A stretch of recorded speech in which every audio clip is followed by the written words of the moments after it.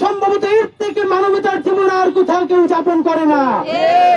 অনেকেই মনে করে 90% মুসলমানের দেশে বাংলাদেশে দাঁড়িয়ে আমরা শুধুই ভারতের মুসলমানের অধিকার কথা বলবো, আর আমরা যদি সেইটাই বলি তাহলে আমাদেরকে ওইভাবে ফ্রেমিং করা সহজ হয়। সেই সুশীলতার দিন বাংলাদেশে আর নাই। বাংলাদেশের আপামর জনসাধারণ, যার 90% মুসলমানের বেশি, তারা আজকে এইখানে দাঁড়িয়ে ভারতের আমাদের খ্রিস্টান ভাই বোনদের নিরাপত্তা কামনা করছি। আমরা ভারতের বৌদ্ধ ধর্মাবলম্বী ভাই বোনদের নিরাপত্তা কামনা করছি। আমরা হরিজন দলিত সম্প্রদায়ের ভাই বোনদের নিরাপত্তা কামনা করছি।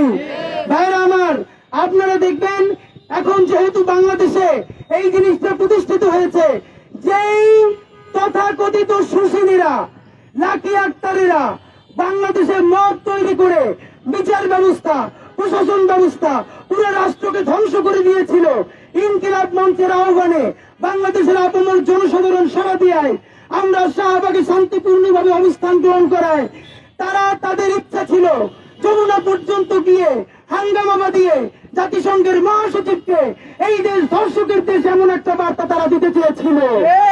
বাংলাদেশের শান্তিপ্রিয় মানুষ শাহবাগে অবস্থান করার কারণে তারা তাদের সেই মনের আশা পূরণ করতে পারে নাই।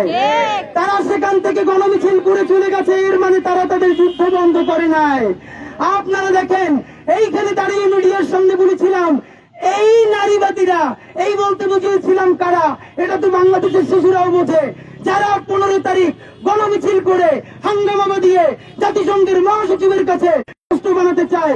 আমরা 11 তারিখ এই তথাকথিত শাহবাগের কুশীলবদের মিছিলে অংশগ্রহণ করেন নাই, একাত্মতা পোষণ করেন নাই, তারাও দেখছি এখন সেই নারীবাদীরা এখন তাদের পক্ষে কথা বলছে। আপনাদেরকে জানাতে চাই, আপনারা কেন গায়ে পড়ে নিজেরা সাথে সাথে লাকি আক্তার হতে চাচ্ছেন? আপনারা কি বুঝছেন না এই দেশের আপামর জনসাধারণ এই লাকিগঞ্জের এই সিপিবিদের ষড়যন্ত্র রুখে দিয়ে আর একটা জুলাই করেছে? সুতরাং কাদের উস্কানিতে, কাদের স্পন্সরশিপে আপনারা তাদের পক্ষ নিচ্ছেন সেটা কিন্তু বাংলাদেশের আপামর জনসাধারণ বোঝে। সুতরাং আমাদের খণ্ডিত বক্তব্য দিয়ে জনগণকে বিভ্রান্ত করতে পারবেন না। বন্ধুরা আমার, আজকে এই জন্য ডকুমেন্ট নিয়ে এসেছি। আবার কোন কথা বলবো, আবার খণ্ডিত বক্তব্য দিয়ে বলবে, হোমওয়ার্ক ছাড়া কথা বলে। আপনাদেরকে শুধু সাম্প্রতিক ঘটনাটা সবার শেষে বলবো, তার আগে গত 2-4 বছরে শুধু ভারতে কি পরিমাণ সাম্প্রদায়িক দাঙ্গা হয়েছে এইটা আপনাদেরকে শুধু একটা আন্তর্জাতিক মিডিয়ার হেডলাইন পড়ে শোনাতে চাই। ভাইরা আমার, ভারতের হোলির রং মাখার প্রতিবাদে মুসলিম এক ব্যক্তিকে পিটিয়ে হত্যা ও লুটপাটের ঘটনা জাতীয় মিডিয়া এসেছে। বিবিসি বলেছে, আপনাদেরকে জানাতে চাই, গতকালকে বলেছে, আজকে দুপুরের খবর, যে ভারতের নাগপুরে কারফিউ জারি করা হয়েছে, কারণ আর সম্রাট আওরঙ্গজেবের কবর তারা উচ্ছেদ করতে চায়। আপনারা মনে রাখবেন, সেই বাবরি মসজিদ ভাঙা, সম্বলি মসজিদ ভাঙা, এই ঘটনাগুলো থেকে আওরঙ্গজেবের কবর উচ্ছেদ করা এই কোনটাই বিচ্ছিন্ন ঘটনা নয়। এই উচ্ছেদ করতে করতে তারা একদিন বাংলাদেশের সীমান্ত উচ্ছেদ করতে চায়, তারা শ্রীলঙ্কার সীমান্ত উচ্ছেদ করতে চায়, তারা নেপালের সীমান্ত উচ্ছেদ করতে চায়, তারা পাকিস্তানের সীমান্ত উচ্ছেদ করতে চায়, আশেপাশের সকল প্রতিবেশীদের সীমান্ত উচ্ছেদ করে তারা এইখানে দক্ষিণ এশিয়ায় একটা রাম রাজত্ব প্রতিষ্ঠা করতে চায়। বন্ধুরা আমার, আপনারা জানেন, দেখেন মিডিয়া কিভাবে ফ্রেমিং করে। বিবিসি বলেছে, গতকালকে যে কারফিউ জারি করা হয়েছে নাগপুরে, যেখানে কি হয়েছে, এই সম্রাট আওরঙ্গজেবের কবরকে উচ্ছেদ করা নিয়ে তারা সম্রাট আওরঙ্গজেবের ছবি পুড়িয়ে দিয়েছে। তারও আগে যদি বলি, তারা 500 কোটি টাকা স্পন্সর করে সিনেমা বানিয়ে প্রোপাগান্ডা করেছে, যেখানে সম্রাট আওরঙ্গজেবকে ইতিহাসের সব থেকে বাজে ভিলেন হিসেবে দেখানো হয়েছে। এখন তার ছবি পুরানো হয়েছে, এখন তার কবর উচ্ছেদ করার কথা বলা হয়। বলতে বলতে সারা ভারত, যেই ভারত গড়েছে, সারা দিল্লির মুসলমানেরা ঘুরেছে, তারা সারা ভারতকে সাজিয়েছে। এই মুসলমানেরা তাদের প্রত্যেকটা আইডেন্টিটি তারা মুছে দিয়ে এইখানে একটা রাম রাজত্ব প্রতিষ্ঠা করতে চায়। দেখেন, বিবিসি বলেছে 6 জন বেসামরিক এবং 3 জন সামরিক অথবা পুলিশ এইভাবে নিহত হয়েছে। আমরা আপনাদেরকে দেখেন কিভাবে ঘটনার সিগনিফিকেন্স কমিয়ে দেওয়া হয়। বলা হয় বেসামরিক নাগরিক। আরে ভাই, এইটা যেহেতু তোমরা বলছো সাম্প্রদায়িক দাঙ্গা, শিরোনামেও বলছো হিন্দু মুসলিম দাঙ্গা, তাহলে এই 6 জনের মধ্যে কয়জন হিন্দু কয়জন মুসলমান কেন তোমরা বলো না? কারণ আমরা দেখি এইভাবে যখন দাঙ্গা লাগে 100 জনের মধ্যে 90 জন মারা যায় মুসলমান, 10 জন মারা যায় হিন্দু। এই 90 জন মুসলমানের নাম তাদের বলতে লজ্জা বিধায় তারা বলে 100 জন বেসামরিক নাগরিক মারা গেছে। এইসব ভণ্ডামি করে এখন আর পার পাওয়া যাবে না।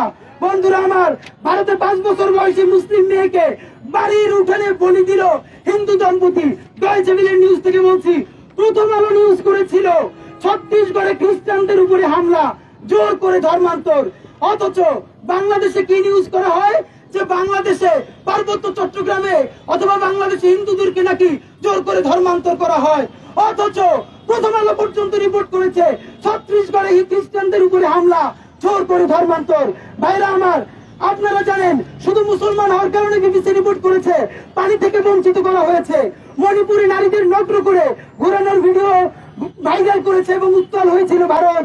সারা ভারতে তার প্রতিবাদ হয়েছে।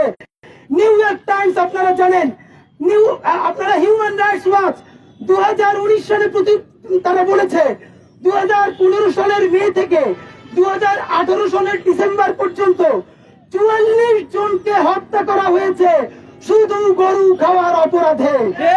আবারও আপনাদেরকে মনে করিয়ে দেয়, 2019 সালে হিউম্যান রাইটস ওয়াচ বলেছে 2015 সালের মে মাস থেকে 2018 সালের ডিসেম্বর পর্যন্ত 44 জন মানুষকে হত্যা করা হয়েছে শুধু গরু খাওয়ার অপরাধে।